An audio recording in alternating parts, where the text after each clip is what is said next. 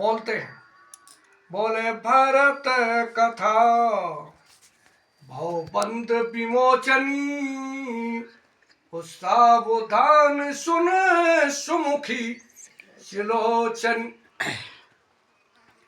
हे सुंदर नेत्रों वाली, यदि जनक जी का विपरीत भाव होता तो माता सुनैना सीता की मां है, राम जी की सास है। राम जी की आयु 27 वर्ष की थी जब राम जी वन की यात्रा में गए, और महाराज दशरथ के यहाँ वृद्धावस्था में उनका जन्म हुआ था।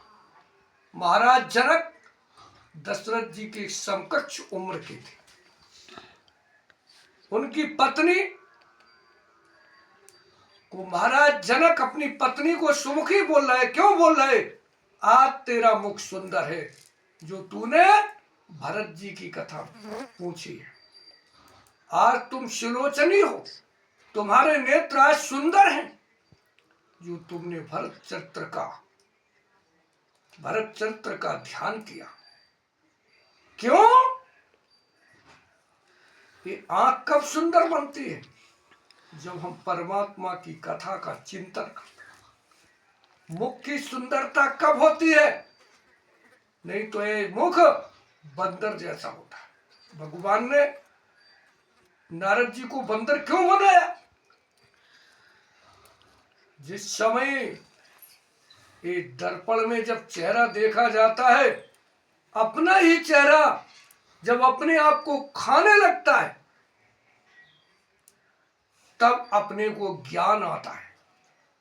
वृद्धावस्था में ज्ञान होता है, लड़कपन खेल में चला जाता है, जवानी तूफान में चली जाती है। जवानी का तूफान बहुत विचित्र होता है, बड़े बड़े पेड़ों को उखाड़ता चला जाता है, कुछ भी विचार नहीं करता। जवानी का जोश और बुढ़ापे का होश। इसलिए वृद्धावस्था स्वीकार की, वृद्धावस्था स्वीकार की। तो आज भगवान ने नारद को बंदर बनाया। नारद जी ने सुंदरता मांगी, परंतु भगवान ने बंदर बनाया। क्यों बनाया? इसलिए कि अगर कल्याण है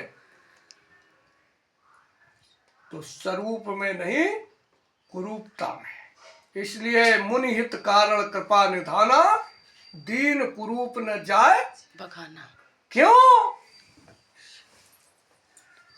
रूप का भी अहंकार हो जाता है।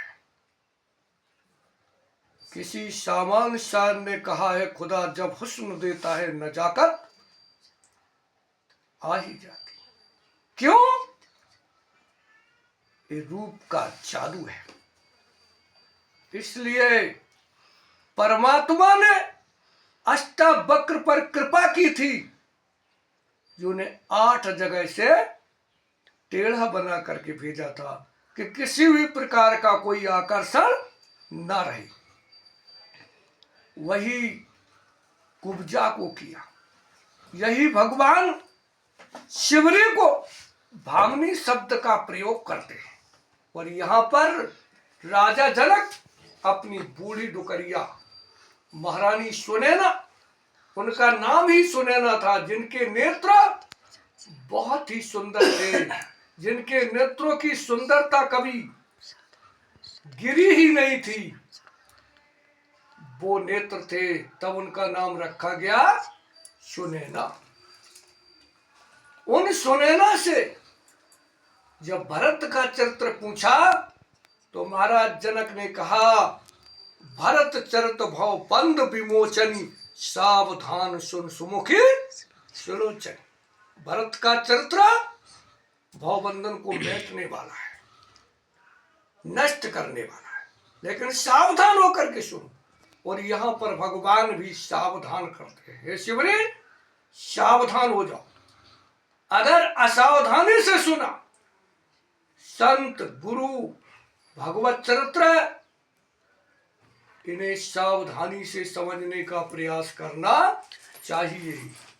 अगर जरा भी असावधानी हो गई, सती जी के जीवन में असौ